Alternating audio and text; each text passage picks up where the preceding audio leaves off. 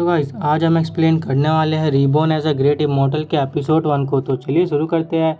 इस एपिसोड की शुरुआत में हमारा मेन कैरेक्टर को दिखाया जाता है। उसके सामने 3 एम्परर फाइट कर रहे होते हैं और उसे कह रहे होते हैं, ली टियांजू, आज तू हमसे बच के नहीं जा सकते हो, अपने आप को सरेंडर कर दो और हेवन बुक हमें दे दो। ली हमारा मेन कैरेक्टर कह रहा होता है, क्या तुम कमीने कहेंगे, तुम तीनों मिलके मेरे ऊपर अटैक कर रहे हो, मैं तुम्हें नहीं दूंगा, अगर मैं यहाँ मरूंगा तो मैं तुम लोगों को एक साथ लेके ही मरूंगा।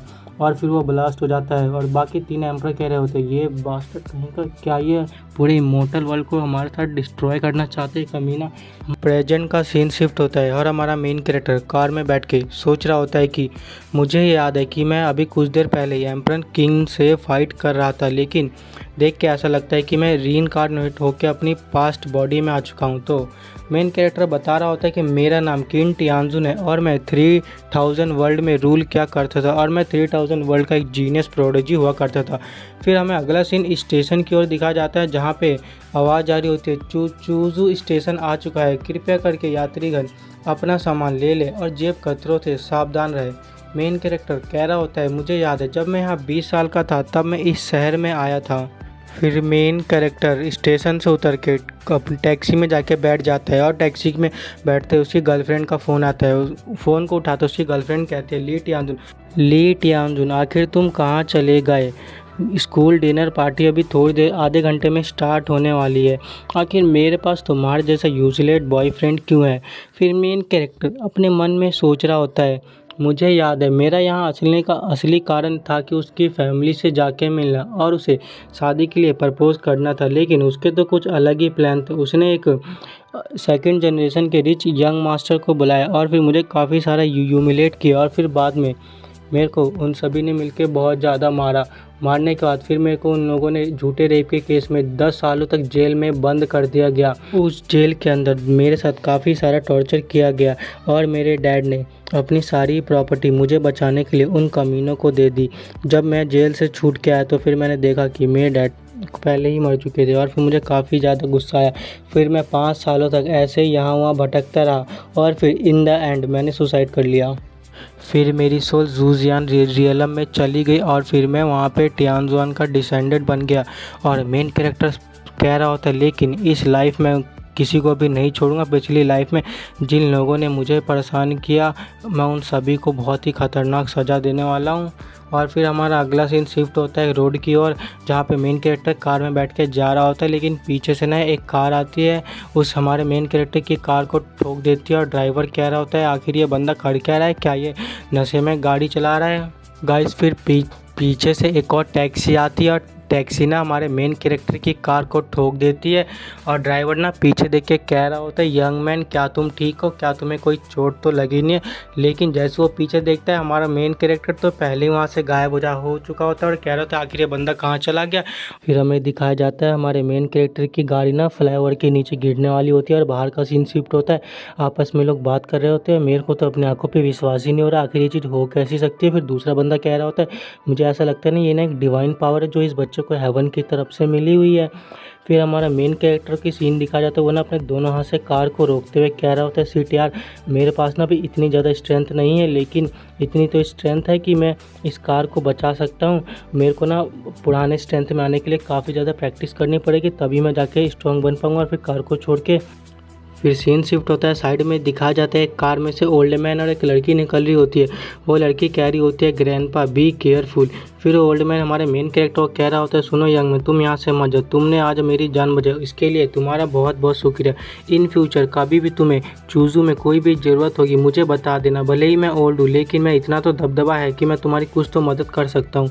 हमारा मेन कैरेक्टर कह रहा होता है, नहीं तुम्हें इन सब की कोई ज़रूरत नहीं है। फिर जैसे ही जियाओ फेंग वहाँ से जा रहा होता है, पीछे से एक लड़की की आवाज़ आती है और लड़की कह रही होती है, तुम यहाँ से रुक जाओ, हमारी चू फैमिली या किसी का फेवर नहीं रखती है, बताओ मुझे तुम्हें क्या चाहिए, मैं तुम्हें ला के दूँगी। फिर जो ओल्ड मैन कह रही होती है, बस बहुत हुआ, तुम कुछ ज़्यादा ही इम्पोलाइट नहीं हो रही हो। हमारा मेन कैरेक्टर सोचते हुए कहता है, क्या चू फैमिली, तुम्हें देख के लगता है इंटरेस्टिंग, कुछ ज़्यादा ही इंटरेस्टिंग है, तो फिर मेरे को हड्डियों को ठीक करने के लिए 100 साल पुराना जिंगसिंग चाहिए, क्या तुम मुझे वो ला के दे सकते हो। फिर वो ओल्ड मैन हमारे मेन कैरेक्टर के पास आके कहता है, बच्चे तुम तो कुछ ज़्यादा ही अच्छी बातें करते हो। ये जो लड़की है इसका नाम चू जिंगलांग है और ये मेरी ग्रैंड डॉटर है। मैंने इसको बचपन में बिगाड़ दिया था, इसलिए कुछ ज़्यादा ही बिगड़ चुकी है। फिर हमारा मेन कैरेक्टर कह रहा होता है, फिर ज़ाओफेंग कह रहा होता है, इन बॉस हुआ जो मुझे चाहिए क्या तुम मुझे दे सकते हो? ये तो बस ह्यूमन नेचर है, तुम्हारी खोखले बातों से मुझे कोई फ़र्क नहीं पड़ता है। फिर वो जो चू जिंगलांग की तरफ सीन शिफ्ट होता है, वो सोच रही होती है ये लड़का कितनी अजीब बातें करता है, ये मेरे ग्रैंडपा से कुछ बेनिफिट लेना चाहता है। और फिर हमें अगले चू जिंगलांग के पीछे से कोई आदमी आता है और चू जिंगलांग कहती है, ग्रैंडपा आप संभल के रहिए, आपके पीछे कोई है। फिर वो असोसिएशन बाहर आता है और हमारे मेन कैरेक्टर की ओर गोलियों को फायर करते हुए कहता है, बच्चे तुम्हारी इतनी हिम्मत कि तुम मेरे प्लान को बिगाड़ दो, अब मैं तुम्हें नहीं छोड़ने वाला हूँ। और फिर वो जैसे ही हमारे मेन कैरेक्टर की ओर पंच मारता है तो हमारे मेन कैरेक्टर के चारों ओर एक एनर्जी की शील्ड बन जाती है। वो असोसिएशन देख के कह रहा होता है, ये कैसे हो सकता है, ये तो नामुमकिन है। फिर हमारा मेन कैरेक्टर ने अपने प्रेशर को रिलीज़ करता है, उस ऑरा के प्रेशर से वो असोसिएशन गिर के पेड़ के पास जाकर वहीं पे मर जाता है। और हमारा मेन कैरेक्टर अपने मन में कह रहा होता है, इन जैसे मोर्टल को ये लगता है कि क्या ये इस वेनरेबल को मार सकते हैं। और फिर ग्रैंडपा अपने मन में सोच रहे होते हैं, क्या आखिर इस बंदे के पास इतनी एनर्जी कहाँ से? इसको देख के तो ऐसा लगता है ये जरूर किसी सीक्रेट फैमिली का यंग मास्टर होगा, इसके पास कितना टेरिफाइंग टैलेंट है। वो जो लड़की वो हमारे मेन कैरेक्टर को देख के सोच रही होती है, क्या आखिर इसने बिना किसी मूव के एक ही बार में कैसे मार दिया, आखिर ये बंदा है कौन?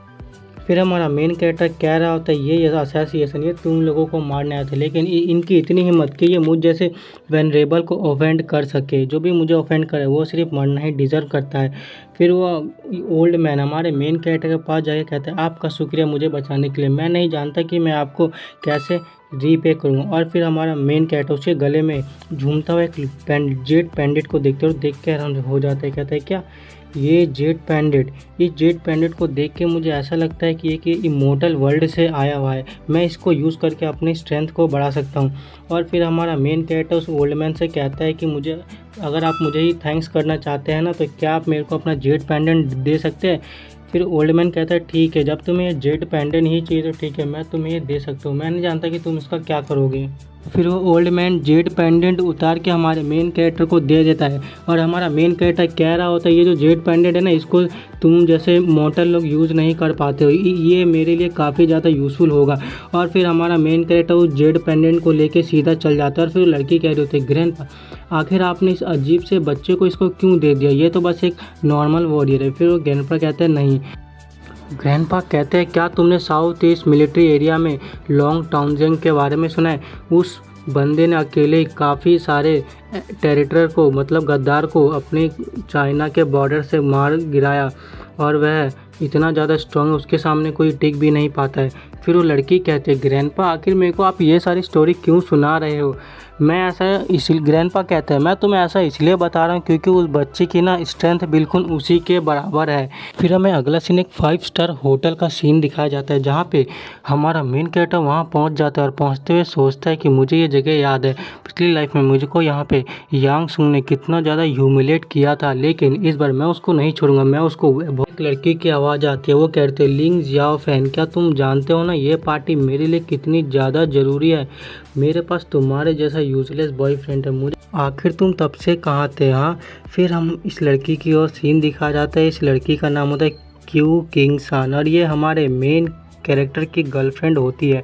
फिर हमारा मेन कैरेक्टर कह रहा होता है, देखो मैं जब रास्ते में आ रहा था तो मेरा एक एक्सीडेंट हो गया था और वैसे भी ये वेनरेबल कुछ भी करे इससे तुम्हारा कोई लेना देना नहीं है। फिर वो लड़की कह रही होती है, आखिर इतना बदल कैसे गया, ये इस तरह बात कैसे कर सकता है? हाँ, कहीं आज इसने अपना सर फोड़ तो नहीं लिया, ऐसे अजीब बातें क्यों कह रहा है? फिर उसकी साइड वाली लड़की कह रही है, किंग सुआंग, ये जो तुम्हारा बॉयफ्रेंड है कितनी अजीब बातें करे, मुझे नहीं लगता है कि ये यहाँ पे टिक पाएगा। और फिर से कहते हैं, ये तो तुम्हारा बॉयफ्रेंड है, जो नोवेल्स में जो कुंफू कैरेक्टर होते हैं ना, ये उन्हीं की तरह बातें करते हैं। सच में ये कितना शर्मिंदगी नायक। अब मैं समझी कि तुम इसे सबके सामने लाने में क्यों शर्मिंदा हो रही थी। फिर किंग सुआ अपने दोस्त को कह रही थे, आप बहुत हुआ, अब इसके बारे में मत बोल। फिर किंग सुआंग जहांग को कह रहे थे, देखो तुम इस हाई क्लास इवेंट में आए हो तो कम से कम तुम्हें एक अच्छे कपड़े पहन के तो आने चाहिए, तुमने मेरे को आज काफ़ी ज़्यादा शर्मिंदगी किया है इन सबके सामने। फिर उसकी दोस्त कह रही होते तुम इस गरीब बच्चे को छोड़ दो, आखिर तुम इसके साथ क्यों हो, तुम चलो मेरे साथ, इसको यहाँ पे अकेला ही छोड़ दो। फिर सीन शिफ्ट होता है, हमें पार्टी का दिखाया जा रहा होता है, आपस में सभी लोग बात कर रहे होते हैं। और फिर हमारा यांग सुयुंग हम इस लड़की के पास जाके उससे कह रहा तो तुम यहाँ पे जायो फैन के साथ आई हो। वो कहती है हाँ मैं यहाँ पे जायो फैन के साथ आई हुआ, यहाँ पे काफ़ी ज़्यादा लेट आया है, तुम उसके बारे में बात मत करो।